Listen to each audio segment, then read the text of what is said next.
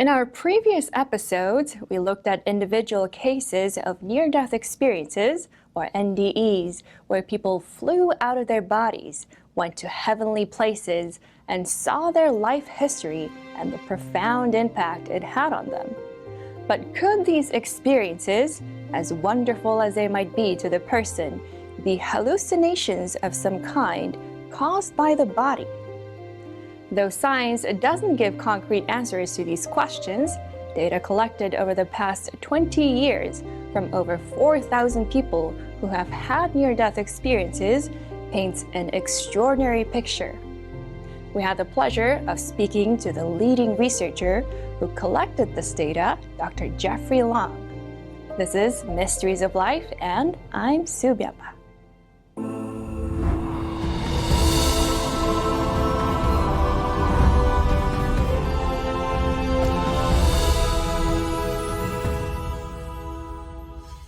Dr. Jeffrey Long established the Near-Death Experience Research Foundation in 1998.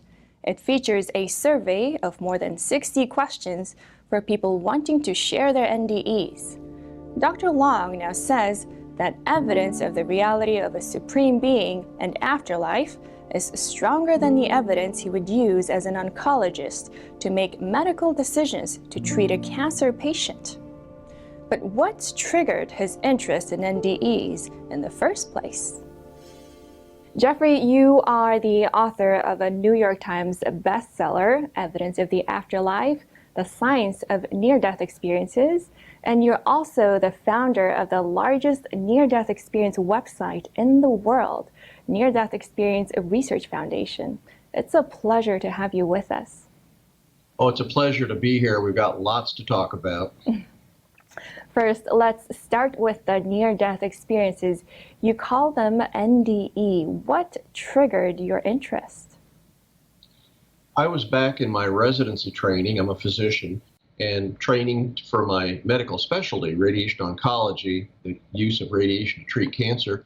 This was over a quarter century ago when the internet didn't exist and we had huge bound volumes of medical journals. I was flipping through a prominent medical journal called the Journal of the American Medical Association, looking for a cancer-related article, and completely by accident, I found an article that said near-death experience in it.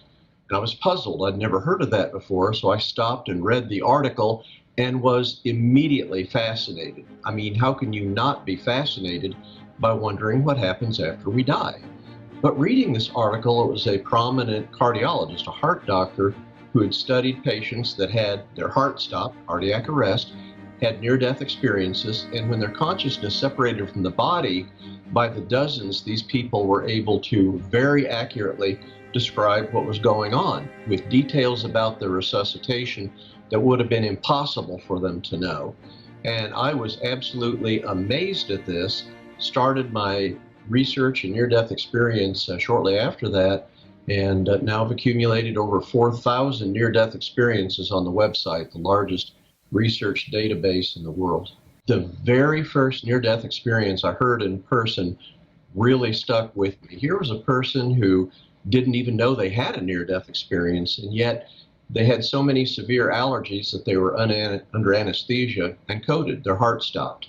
And at that moment, their consciousness rose above their body, and they were able to see and hear the frantic efforts of the operation team trying to bring her back to life. She then went through a tunnel, went through the other side, had what we commonly see in near-death experiences called a life review, and then had a very detailed, stunningly visual experience with a lot of the common features we see in a near-death experience, and then boom, returned to her body. She later validated that what she saw, while she was not only under general anesthesia, but also her heart had stopped, that was very well documented at that time. What she saw and heard was accurate down to the finest details. Once I heard that, I got to thinking, if this happens, if this is consistently happening, this changes about my view about the world and the universe we live in. There's some bigger picture going on. In the over 4,000 near-death experiences I've studied, I think one of the more amazing ones that I actually interviewed this person personally. This was a person who was born totally blind from birth. And to this lady, vision was unknown and unknowable. You cannot describe vision in terms of the remaining four physical senses of the body. I tried, it's impossible. And yet, this person was involved in traveling with someone driving them home from they had a singing career. A person who had listened to her was driving her home, involved in a very bad auto accident. So for the first time in the life this person had vision was during her near-death experience. As is often described in near-death experiences, consciousness first rises above the body, and from that vantage point you can look down and, as she did, saw her physical body down below. And she didn't know who that was. She'd never seen herself. It was only after she correlated herself only through the sense of feel she'd known all her life, and was aware through sense the long hair she had and a ring her father had given her. It was only after she correlated her newfound awareness of vision with what she previously knew by touch that she realized that was her body, unconscious in the gurney in the emergency room below. Can you describe your approach to studying near-death experiences? Right. The approach has been to set up a very detailed website survey. At the current time, we have over 80 different questions. So we ask a great deal of questions about demographic background, many questions about the near-death experience itself, what happened, and then how it changed their life. So that's been our methodology. The larger number you have, the more people you study, the more confident you can be in the results of the survey, the results of the study. So by the time you get over 4,000 near-death experiencers that I've studied, we're more confident than ever about the amazing reality of near-death experience and the amazing messages that people bring about the afterlife and some details about what lies beyond. Now, the big question, why do you believe this is real? What proof do you have? Right. Absolutely. Extraordinary claims like consciousness existing apart from the body during near-death experiences requires extraordinary evidence, and it's absolutely there. We talked about consciousness apart from the body, often an early element characteristic of near-death experiences called an out-of-body experience. But it's been found that even though their physical body is unconscious or clinically dead, when their consciousness is apart from the body, what they see and hear, when they check it out later after they recover from their close brush with death, is almost invariably accurate down to the finest details. And that includes these out-of-body observations far, even miles, from their physical body that's laying unconscious or clinically dead. Even if they have these out-of-body observations far away from any possible physical sensory awareness of their physical body, when they check it out later after they recover, almost invariably accurate down to the finest details, details they could not possibly have known unless they were actually there. We have a fairly good-sized series of near-death experiences expanding on the example I gave earlier, where you're under general anesthesia. Now, under that blanket of sleep of general anesthesia, it should be impossible to bring back any conscious, lucid, organized memory, as near-death experiences are, and especially when you're under general anesthesia and your heart stops, as is carefully validated. Of course, you're under very careful monitoring while you're under general anesthesia. The occurrence of those two events as a precipitating event of a near-death experience should mean, if you will, it's doubly impossible that there could be any lucid, organized memory at that time. And yet, by the scores, people have reported typical near-death experiences under exactly those circumstances, which should be absolutely doubly medically inexplicable. One extraordinary account of an NDE was recorded by a cardiologist and near-death researcher Pim van Lommel in a 2001 Lancet article. It records an anecdote of a patient accurately describing the location of his dentures during a cardiac arrest. Before performing CPR, a nurse had removed the patient's dentures and placed them on a cart and then lost track of them. A week later, the patient who had regained consciousness recognized the nurse who removed his dentures and accurately described the cart's location and contents. The patient told the nurse, "You were there when I was brought into hospital, and you took my dentures out of my mouth and put them onto that cart. It had all these bottles on it, and there was this sliding drawer underneath, and there you put my teeth." The patient's account amazed the nurse, as the patient was in a deep coma during the CPR. The patient also said he had an out-of-body experience observing the resuscitation efforts from above. Psychology professor Christopher French commented on the anecdote, saying this could be explained by information available at the time, prior knowledge, fantasy or dreams, lucky guesses, and information from the remaining senses. In a review of the near-death experience, the International Association for Near-Death Studies made the following conclusions. Because the patient was in a coma, he didn't know about the hospital or reanimation room before. It's unlikely that he made precise observations through dreams or fantasy. And his factual accounts during interviews were consistent, with no exaggeration. Through the studies I've done, we talked about the fact that near-death experiences, the content is strikingly similar regardless of their prior religious belief or lack of religious belief. Even atheists have typical near-death experiences. All around the world, Western, non-Western cultures, doesn't make any difference. If you have a near-death experience, the content will be strikingly similar. Even very young children, age 5 and younger, where they're practically culturally a blank slate. They don't know anything about near-death experiences, don't have any well-conceived ideas about death or religious or what they should believe or shouldn't believe. But in this very tender young age, when they have near-death experiences, once again, the content's strikingly similar to the near-death experiences of older children and adults. In other words, if you encounter a deceased relative, it's going to be your deceased relative and not somebody else's deceased relative. As far as the big picture, the sort of big picture characteristics that occur, what they learned encountering God, amazingly consistent all across the world and across cultures. Very interesting. Now, you said that you discovered many of the accounts shared a similar description of God. Can you fill us in who or what is God? Sure. I was fascinated by the very common descriptions of people being aware of or encountering God or a supreme being during near-death experiences. So I went to the effort of studying God that was described or that people were aware of in 277 instances of sequentially shared near-death experiences. And so over and over, I was seeing that people would describe God very consistently.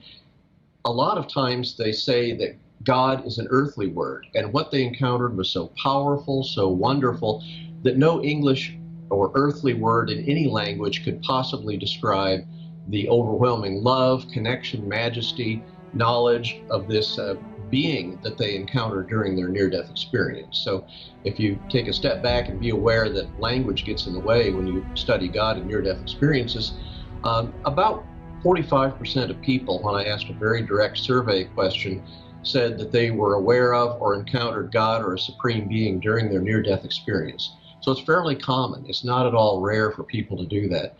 And in the 277 near-death experiences describing God or encountering God, amazingly consistent. God is over and over again described as being overwhelmingly loving, caring about them, loving them for who they are, all they are, everything they are, a very strong sense of non-judgment, a very strong sense of overwhelming knowledge.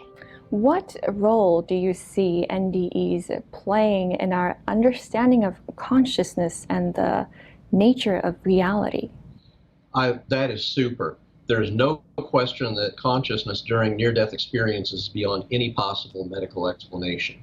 When you're comatose or clinically dead, heart not beating, not breathing, you shouldn't have any remembrance at all. And yet here are people, when they have near-death experiences, typically saying their consciousness is more lucid, more alive, if you will, than their regular routine earthly life. And yet their consciousness can move, travel faster than they could even physically in their earthly life. They can visit these unearthly, if you will, heavenly realms. In fact, I asked a survey question about how their level of consciousness and alertness during their near-death experience compared to their earthly, everyday consciousness and alertness. And about 3/4 of the people that had the near-death experience said during that near-death experience, their level of consciousness and alertness was greater than their consciousness and alertness during their earthly life. Amazing, isn't it? These are people unconscious, dead at the time they're having this experience. About another 20% said they had equivalent consciousness and alertness, and it's very uncommon, around 5% or so, of people that actually have diminished consciousness and alertness during a near-death experience.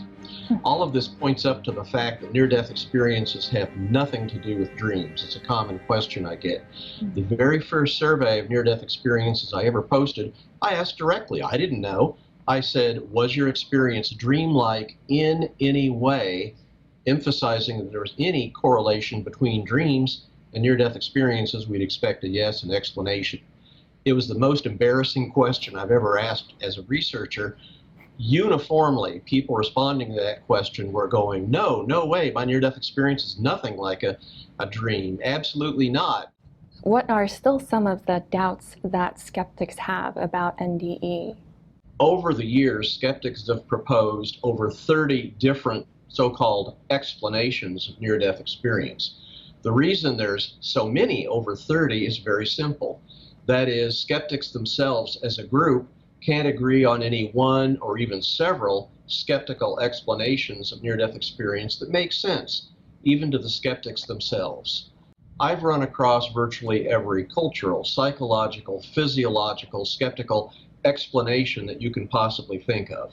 And the reason there's so many of them is the skeptics simply can't point to any number of skeptical explanations that explains anything that we're talking about today about near-death experience, let alone the totality of all these different lines of elements of, if you will, proof of near-death experience and the things that occur. Skeptics aren't even close.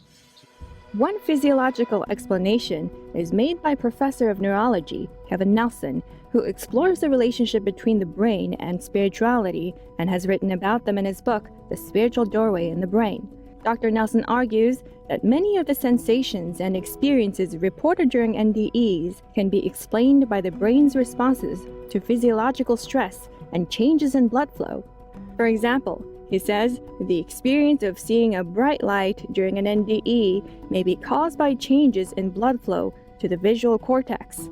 Similarly, feelings of euphoria and peacefulness during an NDE may be the result of changes in neurotransmitters and other chemicals in the brain. In his article published in Missouri Medicine Journal in 2015, he argues that out-of-body experiences feel real, but aren't actually happening. Then why are some NDers able to accurately recall seeing doctors work on them while being deeply anesthetized? More when we return on Mysteries of Life.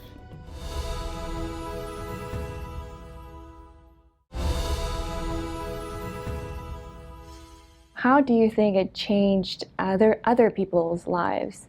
Yeah, that's a great question, because people that have a near-death experience, as you would imagine, their life typically changes substantially. All of a sudden, they realize that there's life after death, a wonderful life after death. They have a glimpse, they bring back, if you will, a piece of the heaven they saw back to their earthly life.